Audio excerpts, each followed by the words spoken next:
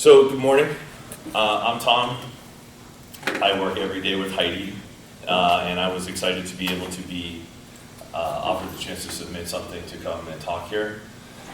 I have a colleague I work with today who's famous for saying, when he has a topic he's excited about, I could talk about this for hours, Tom. And this is exactly how I feel what we're going to go through here. And what we're going to go through is how to identify, accept, and celebrate success when you achieve it. So, why this is important to me and the value proposition for you all is that early in my career, I was feeling frustrated, it was going fast. And it's one of those things where you start to think about success and what does success mean to different people. Am I in a big enough job? Am I making enough money? Am I where I thought I would be? And you start to have this really selfish lens about what you think success means and about where you think you're going and about what happens. And I think what, for me, my journey here was you start to see things, and when you start to look at yourself and you start to redefine what identify, accept, and celebrate success means, you start to see the world in a whole new way. You start to see yourself in a whole new way. You start to see problems in a whole new light. And everything for me changed. And I'm going to see if I can pass some of that on to you all. So I'm going to take you through a few stories, some small vignettes about where I was and how I got here. And let's see if we can find some common ground.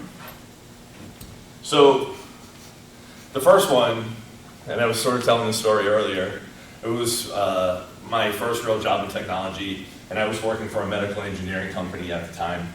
And the 50% travel is so much, and I was gone from home all the time. It was the year I got married, and there was so much happening. And it's one of those things where am I? What am I doing? Am I in the right place? And what's the measuring stick? How are you measuring yourself? And I worked in the back corner we had this triangular shaped building, and I had this little lab of equipment set up in the back corner. And it was a Friday night, and settling in for a late afternoon. And all of a sudden the doors throw open and my boss stomps right across the floor in front of me. And she was about elbow high to me, but she had a presence that was so enormous.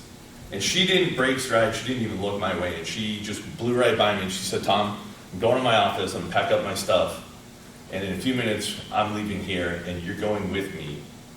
And you can be packed up and ready to go with me, or I'm going to drag you out of here by your hair." And if you knew her at all, you'd have said that there was no question that she was perfectly capable of that feat. And she said, "Because I know if I leave you here, Tom, you'll stay all weekend." And she said, "So pack it up, let's go." So blindly, because she told me to, I packed up my stuff and we start walking out of the building. And then she turns to me and very quietly and very intimately says to me, "Tom, you were successful today. We closed the business today."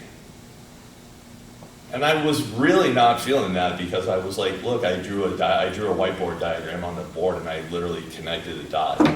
And she said, "Yeah, but you connected their dots. And we closed the business, and it sold, and it changed the way the client saw us. And it changed the way we're doing business."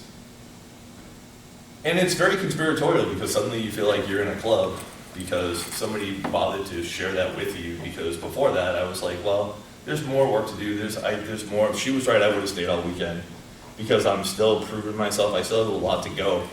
But when she ever said, like, "Hey, we closed the business today and your dots changed it," then suddenly it was this, right? When somebody tells you, "Hey, like, you were successful," well, one, it's nice to hear. But to have somebody have to point out that I was successful, like, what was I doing? How did I miss that? What was happening? And then, I helped the client find success, and it changed the way they saw us. And I think the important part of the story here is when you start to see yourself through somebody else's lens, or when you start to see that there's more than just the immediacy of yourself and what's happening, it's pretty powerful stuff. So I was talking earlier about my friend I changed careers about a year and a half ago. I gave up a job I'd been on for 18 years to follow somebody who values me and somebody that I value in return. And this person's had a profound impact on my life, and my friend is a real gift for pivoting a problem a little bit and saying, you know, you're looking at it this way. He'll pivot a problem and say, hey, what do you think about this? And when you start looking out there and you see that there's this whole other universe out there and you can reimagine the problem, it's really powerful stuff. But my friend is a gentle teacher, and he never gives transactional help. He always gives it back to you in questions, and he makes you figure it out on your own. So we were working for a financial services company, I don't know, 15 years ago maybe, and we had this awful deployment process. Took 20 people, 20 hours once a month. We would start 5 o'clock on a Friday afternoon, and we would work straight through until noon on Saturday. Anybody ever had that job? It's glorious. And all through the night, we got a run book that's 100 steps. And all night long, we're battling. Database jobs fail, 3 o'clock in the morning. Sweaty, desperate, we have no other choice but to continue, or to roll it all the way back and call it a failure. So we battle it all through the night, maybe into the next day. So it's about noon on Saturday, and we're done finally, and where everybody's getting ready to go home. And there's my friend sitting at my desk, hands behind his head, feet up on the desk, not a care in the world. I come out of our war room, hair on fire, absolutely beside myself, jumping up and down about how bad our technology is. How could our deployment process be so bad? Why does it take so many people so long? What are we doing? So for 5 minutes, he lets me blow gas all over him. Still not a care in the world. And then when I was exhausted and I had disturbed his reverie, he put his feet down, put his elbows down on my desk, and very casually and very calmly in his own special way said, Tom, you just gave the vice president of marketing the ability to instantly decision loans that his business creates. You're enabling the business, Tom. You're missing it. And he just picked up his stuff and he walked away and he left me standing there. And you could see it flying around the room. And about 2 minutes later, it landed on me about how right he was. He was so right. You know, we can fix the technology. We can fix the deployment process. We can fix that part. But to enable the business where at the time, imagine that somebody who was applying for a student loan could sit down and in one sit down, fill out a form, click submit, and in one session know whether they were getting their money, and they could be e-signing forms, and within one sit down, be getting their money. We had changed the business, and I was complaining about the technology, and I had this tremendous epiphany about how he was doing it all wrong. And it was fascinating that my friend didn't embarrass me, he didn't dress me down, he just said, hey, this is what's happening. And again, sort of like in the first example where somebody's explaining to me, they had to point out what success looked like. Wow. And again, I was like, how did I miss that? And then in this one, I have a friend who's saying, you know what, we were successful. The technology, all the things aside, hey, we're still successful, we're still getting it done. And to have to accept the part where he was right. I'm not only about a thing, we can fix that. We can fix the deployment process offline, we can fix that at any time. But to have deployed that thing and gotten it out the door, and to learn to accept that, yeah, what a real epiphany that came to me. And again, like, well, how did I miss that? But I'll tell you, the minute that one landed on me, unconstrained thinking really was what happened. Was suddenly you realize you get so locked in on delivering the tech, you get so locked in on what your perspective on the thing is. And when you start to realize, yeah, you know what, drawing a whiteboard diagram did change somebody's life. And I might have been, I was complaining about the wrong thing. Really, if we talk about how the business worked, he was thinking about the right thing. I was totally off course. And suddenly, you get locked into a thing and it's like, wow, your whole world just goes like this and it mushrooms out. You can see a whole new set of opportunities. You see problems in whole new ways. And it's funny about when you're liberated from yourself. It's funny about the things that happen to you. So the good news for me, while I'm slow, I'm coachable. And it was my turn later to pay it forward. And I hope I'm still paying it forward now.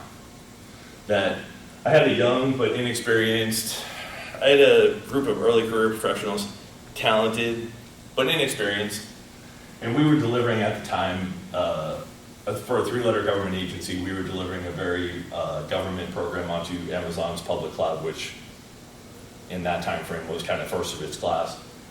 So we were in an open lab footprint in a building that was made of glass. So it was dark. It was about 8 o'clock. It was dark at night, and the only light in the building was the monitors we were all sitting around. So climate control was off because that's for the people, not for the machines. So it was off. And suddenly we got one person rolling out our infrastructure, somebody else was deploying the code, and the last set of free hands over here, hey, see if you can hit that website, I think it's out now. And sure enough, mash the buttons, bam, there's our homepage. And they all kind of looked at each other, and this quiet calm came over this little island of tables.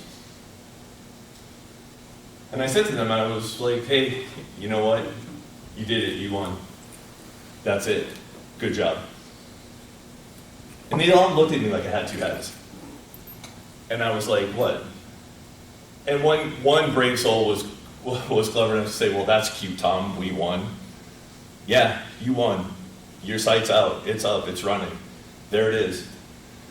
You know, today we have words like MVP, we didn't used to have that one, but we got that thing out, and they were like, how can we be done? There's so much more to go. This is barely first draft. And I was like, yeah, I know. But the sponsor's waiting for this, and when the lights come on for them tomorrow, when the sun comes up on them tomorrow, they're gonna have the thing that they've been waiting for. And it was neat to be on this side of the magic trick, if I'm honest.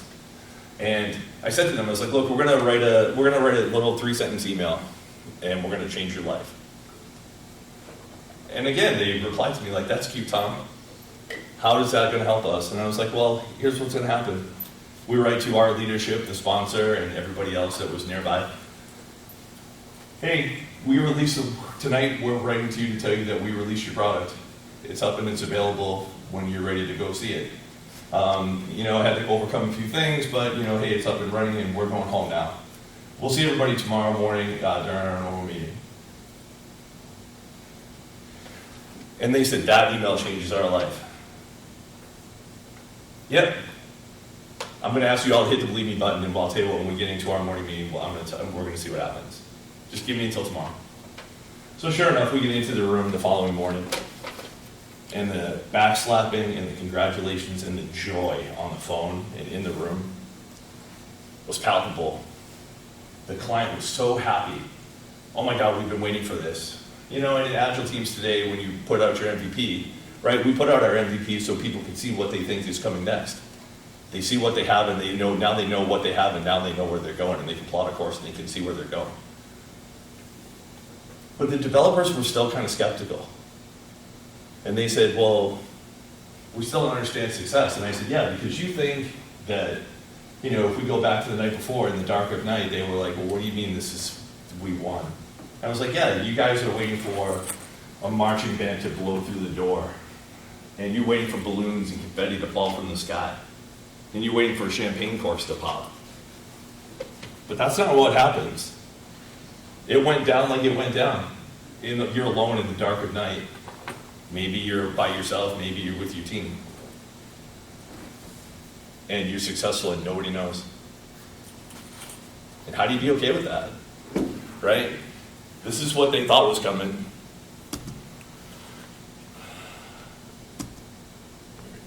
This is what it actually looks like. You win every day. You enjoy some success every day. I don't know, balloons and confetti fall from the sky at your office. Champagne corks pop where you work. Right? Anybody recognize these people? Right? This is what it really looks like. And then I took that august group of developers to get coffee after the meeting was over.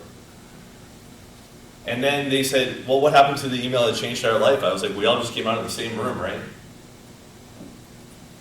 You're that team that delivers software now. You're a member of the team that delivers the software. You're that person who does.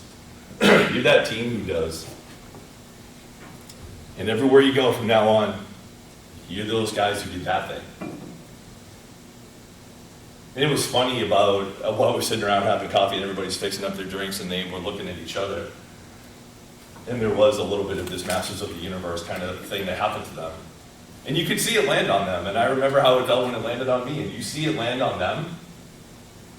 Anybody know this? Anybody ever felt that before? Because that's pretty good stuff. And that team stayed together for a long time. I took that team through 2 or 3 more projects. And just a really great group. And it's funny about the believability they established, the trust you earn from your coworkers and your colleagues. And those are things you earn. Those aren't given, you earn that. And it's really kind of fun to watch it when it lands on them. That was neat.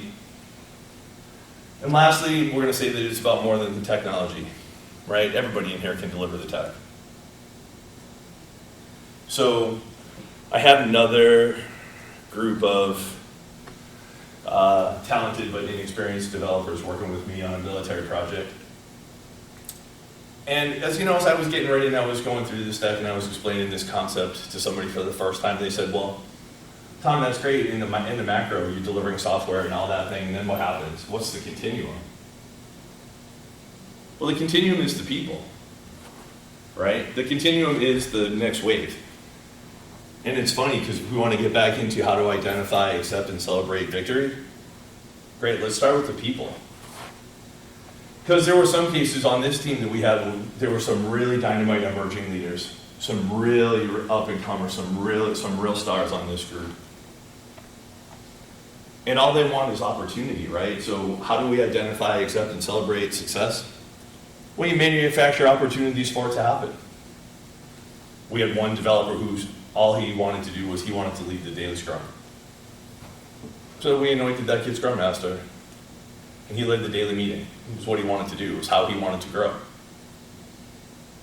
Okay, great. Lead the daily meeting. And how do we identify success? When you're walking out of the room and you get to tell somebody, hey, great job today. Somebody who's never done that, never had that role, never had that responsibility, never done that work. And the feedback loops are like this long, and all you have to do is tell somebody, hey, good job.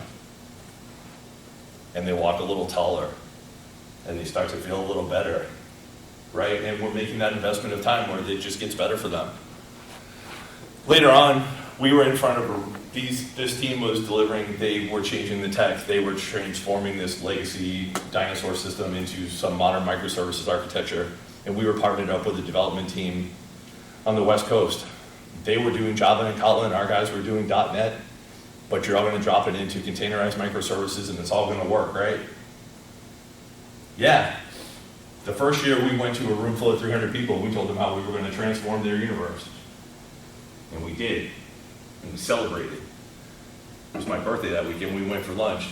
We took a room full of 300 people, we showed them what integrated planning looked like, Navy and Air Force, .NET and Java, and we celebrated. The following year, we get back into the same room, and we said, hey, we're going to pick up another one of the Air Force's platforms, and we're going to integrate it, and we're going to do it in the room. We're just going to do it right in here. And the colonel looked me dead in the face. He said, Tom, you going to do this today? I said, yeah, sir. It's a non-event. I promise you. We're going to be done in an hour. We'll be right back.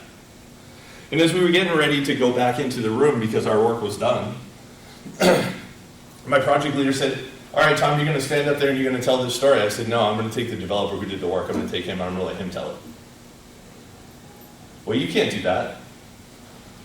Sure I can, because you want me to stand up there and take credit for their work? That's what you want me to do? Yeah, I'm not going to do that. I said, I'm going to take this person who did their work, I'm going to let them stand up there and I'm going to let them tell their own story. Because it's a really awful feeling to go up to do work and let somebody else represent it. Because then where is your value? Where are you in that story? So they took that young man to the podium and he stood up there in a room full of people and he told them how it all happened. That guy works for Amazon now. He left us. But it was a really compelling story for how all he wanted was opportunity. And all any of us wants is opportunity, right? And it was a thing he had never done before. For me to take a microphone and stand in front of a room like that, that's what my job is. But for the people who do the work, the people who look like us, wouldn't you like the opportunity to go out there and tell your own story? Wouldn't you like the opportunity to tell somebody how good you are at what you do and show them that it's done? And if we pull that back all the way through for what identified success looks like, and then how to accept success, yeah, when we got done in that room, yeah, we celebrated success that afternoon as well. And it doesn't need to be, and celebrating success is a thing I think we don't do enough of, right? So we talked about growing the people near us, right? All any of us wants is opportunity. All any of us wants is a chance. We all want to grow. We're all trying to move up. We're all trying to move forward. But you know what's important to take the people who are near us? It's important for us to take them with us. And that's how we celebrate them. We give them the opportunity we've all wanted to have. So, again, that's the thing I could talk about for hours, but growing the people near me is a thing I value. I've been gifted all my professional life with good teachers. One of the guy I switched jobs for, I talked to one of my other mentors yesterday and told him I was coming here to give this talk. And it's funny, suddenly there's like proud parents, they're so excited that how you've grown and what you've accomplished. And I had the privilege to tell somebody, hey, I wouldn't be here without you. So it's really kind of important stuff that, how we identify. So I say often that it's about the investment of time, right? It's about their investment in making sure we got better and making sure that we grew. Not that they grew, because our success is their success and vice versa. And it's really powerful stuff if you ever get the chance. So I'm going to close at 23 past with, identify success. Recognize what you contributed and really start to think about impact. Because once you start to see yourself through somebody else's lens, I guarantee it's going to change the way you do things.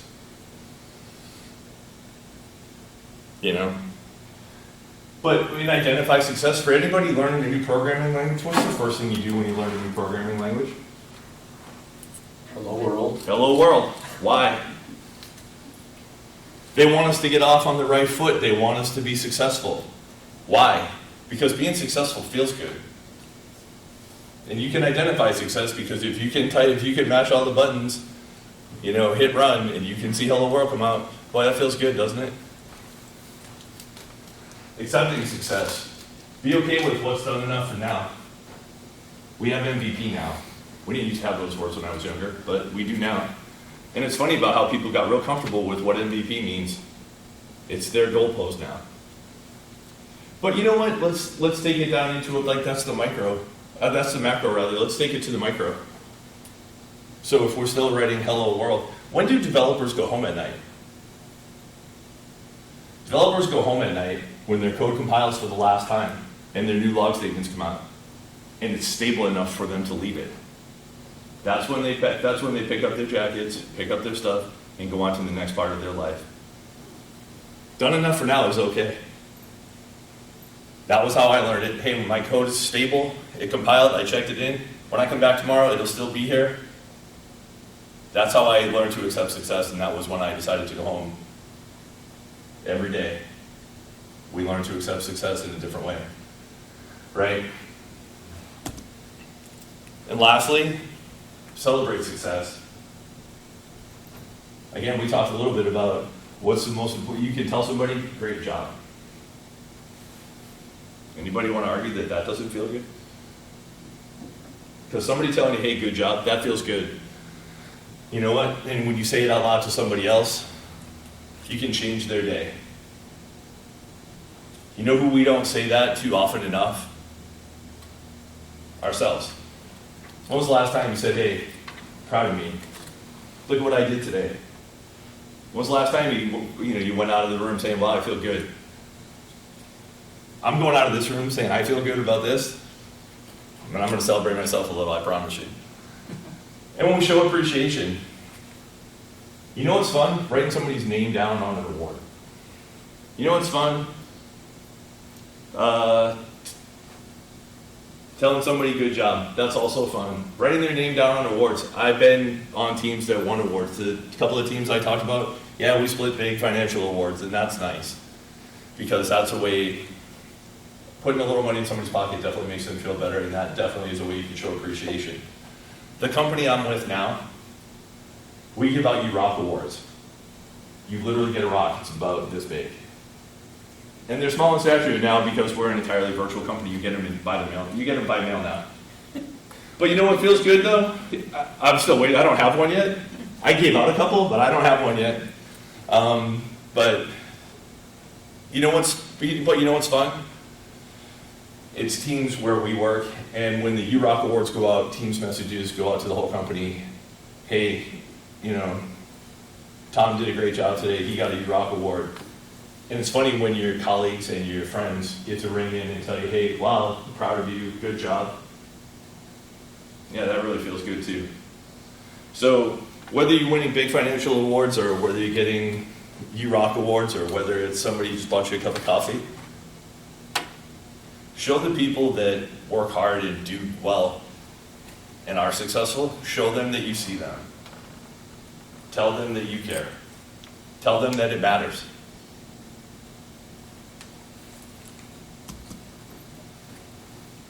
That's it.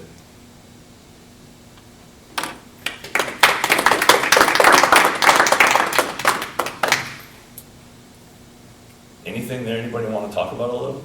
Do you celebrate success much? I'm sorry, I don't know your name. I'm Tom. Nice to meet you, Johnny. Johnny, do you celebrate success much? It was important for me to come here because I needed to figure out how that looks like for me. So not really, no, but I'm trying to figure how that works. Okay. Are you good at identifying success? Do you know what it looks like? Do you know when you achieved it? No, because I feel like, honestly, I have a point where I don't know when enough is enough to go, like when to step back, and I feel like if I haven't achieved sometimes, I feel like if I haven't achieved the overall goal, I have to kind of feel like I push the limit with that. Yeah, I'm somebody with a high standard too. Yeah, very. And it's a process to learn to, you hear a lot lately about, be gentle with yourself. Mm-hmm. And as somebody with high expectations of myself, not only do I demand it from myself, but I think Heidi will tell you that I demand it of other people, which is really unfair. Yes.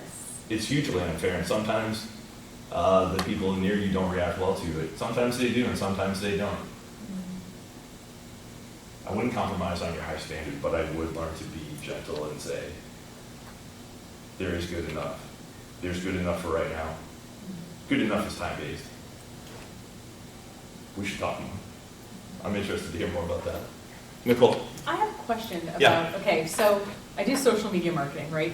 I saw that. Ongoing. I saw that, by the way. Great job. Oh, thanks. Yeah, but it's like ongoing work, right? Yeah. It's like, it literally will never end. Right. So I'm trying to figure out what I've been doing is setting a timer and looking at my Asana done tasks and making myself look at it for a minute and be like, look at it, bitch, you did this. But I feel like that's a little aggressive. I'm trying to figure out ways to celebrate success, like when something is an ongoing, like when getting it, okay, we wrote all these updates, great. Oh, now we gotta write some more for next month. So what you couldn't see that's in my notes that Yeah. I maybe I didn't talk to, I sort of changed my opening a little here, but software like art is never finished. Yeah. So again, how do you learn to be comfortable with done enough? And when is done enough, right? And what is enough? So even if you say like, hey, I only got through 10 out of 100, that's great, at least it was 10. It's not 0, it's 10. Yeah. And, I'm somebody who's not great at to-do lists. I'm somebody who I always feel like I'm working on the highest priority thing, and I feel like I'm smart enough and good enough, and darn it, people like me, right? That I feel like I know what the highest priority thing I should be working on is. And when I do, I always want to make sure that those are done. And then I want to move on to what's next. But I think if you're asking me, if the question is really like, I think you're asking like is it like how to feel good and when to feel good? Yeah, I'm just trying to figure out how to frame something that's, I can see like with coding, it's like, okay, the code's compiled and the environment's stable enough for me to leave, right? Yeah. I'm just trying to figure out like because a lot of my work's like you said, it's like an ongoing thing. Sure. So I just wasn't sure if like you had, I know that it's never quite done, but I mean, you must have some parts of the work that are sort of ongoing. So we used to joke, oh yeah, because your Yeah. code is never finished, right? Well, yeah, but like, You have yeah. milestones that are set out a year in advance. And like, when are we getting there? How is that ever going to happen? Mm-hmm. And, you know, in the old days of waterfall and, you know, all the long project management strategies, there's milestones along the way, and they're big lines in a Gantt chart of like where you hit a thing. So everybody's good at celebrating the milestones. It's imaginationless, really, to say, hey, in 3 months ago I said I would be here, and in 3 more months I'll be here, and in 3 more months I'll be here, and in 3 more I'll be done. Great, and you can see the big posts. Great, when you get to those, yeah, like people will be like, hey, yeah, we made it. And then there's the heart pounding, adrenaline pumping, oh my God, we're not gonna make it. We're gonna miss. And then what do? You redefine success, right? That's how everybody does it.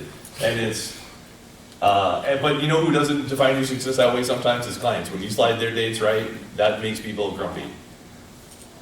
So if you can keep it to the left, great. If you have to push out to the right, you get to redefine success. And then you have to hope that everybody else agrees with you. But I feel like, you know, if you look back at the end of the day, like if you were just to do like the Scrum junkies will just write we sticky all over the board.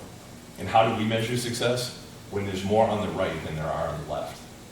And we don't punish ourselves at the end of the day and say, well, hey, there's still ones on the left. No, that's tomorrow. That's future me. So tomorrow me will come back and attack the list. And we pick up whatever's next. Right? So if you can learn to find that if you look back on your day and you can say, hey, I got this much done, that's where you start to feel good. And then maybe one of the things you got in there was the thing that's been on your board for, you know, for 2 weeks. Came off your board today, I bet you feel good about that. I know we do. Yeah. So I feel like I didn't quite answer your question, but No, like, I see what you're, yeah. when there's more done than not done, Huh. feel good. And when you can look back and just say, what did I do today? And you can see that the pile moved. Mhm. That's the micro one. And that's the time to say good job to yourself and say like, I got this. And especially like you're a sole proprietor and you know, you're the boss. It's your company, right? You kind of get to define what the success looks like. How would you tell somebody else? So I shouldn't give the transactional advice. My friend, he does not give me transactional advice. He makes me figure it out. So if I was to ask you back the same question, like, what would you tell somebody who asked you the same question? How would you tell them? Well, whenever, I mean, I'm good at telling people I work with that they're doing a good job. Mhm. I'm like, yes, brilliant. Like you took this dog turd of a video and you made it TikTok worthy. Great. That the client said, like, good job. And we have a little meme that little memes we send around. Like, there's that, bitch, you're doing a good job. Like, we send that around a lot. All we ever send around is, look at this graph, right? You got to sing you have to sing the Nickelback song when you do, right? You know this one. Look at this graph. Do you not know the song "Look at This Photograph"? Yeah, I know, yeah. You'll see I a guy use this holding up all these meme. different pie charts and graphs and stuff. It's one of you were talking about Slack earlier. It's one of we would Slack that to each other. If you're in a meeting and somebody puts up a pie chart, you're compelled to send a gift. But I guess, oh my God, this is amazing. But I guess I would ask wow. you, Found a new part of the internet. I would say if you just imagine that you and me asking each other, like you asking me, like, hey, how do I measure myself? What if we flip spots and I was sitting at your desk? What would you say if you could observe the desk that you left, Yeah. and you looked at it and I said, well, Nicole, I haven't done enough. I feel like I don't really feel good right now. What would you tell me? I'd say you're supposed to bill out 3 hours a day to keep this company going. Did you bill out your 3 hours? Yes, I did. There you go. Good. Is that Then the rest is for future Nicole to figure out. Right, is that the conversation you're having with yourself, I guess? No. Yeah. That's why I came to this thing. Learn. Okay. Yeah. Anybody else? How about you? Is something you took away from here? I'm sorry, I don't know your name. I'm Tom. You are. I'm Ariel. So for me, actually, so I deal with a significant amount of chronic pain. I've had to battle very, very early, like especially with dealing with restrictions of some kind of what success means in those scenarios. Yeah. So for me, it's become more of a, even on bad pain days, if I'm able to, like even if I don't want to, if I don't get everything I was hoping to done, if there's even just a fraction of amount done, that's good enough for me at that point. So it's definitely a balance act of like wanting to make sure I'm doing the work I need to, but also making sure that I'm taking care of my body so that it's not falling apart even more. Totally understand that. All right. Good. I'm sorry, I'm Tom. You are? I'm Larry. Nice to meet you, Larry. Nice to meet you. I liked what you had to say, and I think it's a good thing, one of the good things to keep in mind personally. But I mean, often I think it's in the current environment, it's hard to get it to apply to your work situation. If you're working, like I've worked for a few smaller companies over the years that were bought up by large international companies, and probably run into the ground. The good, talented people left. The people who were not as determined stayed on, and a lot of the culture was, like, the only time you recognize that when things went wrong, no accomplishments or just keeping things going smoothly was ever recognized. And people, you can always wonder, it's like, oh, am I going to get laid off in the next round of budget cuts and stuff like that? And I think, all this, what your experience has been, sounds a lot more positive than what I've encountered. Well, I'm here to tell you that I might try to give you what those early career professionals gave me and say that that's cute, Larry, because I've been merged, I've been acquired, I've been laid off, I survived rifts. So where I talk about my friend who literally changed my life, I was lucky and survived collective rifts of 10, 25, and then 50%. So we took 1,000 down to 900, 900 down to 7 something, and then riffed that one in half too, all within a 12-month period. So to have to go through that, but the third leg of that stool was my old boss, Dave. And Dave was just such a good soul, and he had such a great way of leading through all that adversity that even though as we kept winnowing down, it was amazing. We get into work the following day, and we come into a room like this, where yesterday this room was full. We come into a room like this today where it's a lot less full, and suddenly a phone is ringing over there. And the person who was supposed to be answering the phone doesn't work there anymore. And then you pop up out of your chair, run over and answer the phone. Hey, we need the flux capacitor to start fluxing as fast as it can, and we need that right now. Can Joey start the flux capacitor? No, we're sorry, Joey was a casualty of yesterday's activities. Look, we're up to our eyeballs in things we need to do to keep the lights on right now. We will try to find a way to jumpstart the flux capacitor as soon as we get out from under the pile we're doing right now. And it becomes best effort based, right? But I took a job that resume-wise, I still paid for to this day, and it was 20-something years ago where I had the job for 3 months. I left a going concern, I left a boss I loved, a job I'd been on for 3 years. I went from being one of 100 to one of 10,000 in 15 months. And suddenly I went from working in a really small company to being an employee number in a really large company, and it's very unsatisfying, I'm with you. Then I took a job, I went to work for a small, flashy little startup. They offered me the moon, the stars, and the sky. I had to go. I had that job from September to Christmas when I got very ingloriously laid off. It was 2 weeks before Christmas. My wife was 7 months pregnant with a baby with a heart defect, and I got let go. And, yeah, so I've had your, I understand the grisly, gruesome experience. And I trusted the guy who hired me. I said I have a lot of reservations about going to work for a startup company. And he said, don't worry, Tom, everything will be fine. And the same guy who assured me I would not regret going to work for his company was the one who was reading me my severance package 90 days later. He and I exchanged some words that don't belong in this deck. And I had to call my wife. It was a Tuesday morning. I had to call my wife from the T, and I had to tell a woman that was 7 months pregnant with a baby with a heart defect that we no longer had paychecks or health insurance. So yeah, I've been there, I've done that. And what you learn, and then I went to work the next week. I was functional unemployed for 4 days. I went to work the following Monday for a different company. And I met the CIO there, who had another guy who gave me some of the most powerful words I've ever heard in my life. I had to sit in front of that man and tell him, hey, in a couple of weeks, my wife we're going to the hospital, we're expecting to have this baby, we think this is what's gonna happen. If the baby comes out and is okay, we will have to have heart surgery sometime in that week, the mortality rate is 20%. We have no idea, and I must have been a level 5 hot mess. And the guy looked me dead in the face and he said, Tom, are you asking me something or are you telling me something? And where he was confused, I was probably even more confused. I said, I'm not really sure. And he said, and I'll never forget the look on his face. He said, you know what, Tom, you have the rest of your life to work, but you have one chance to get your family right. You go do that, I'll take care of this. Don't worry about it, I'll take care of it.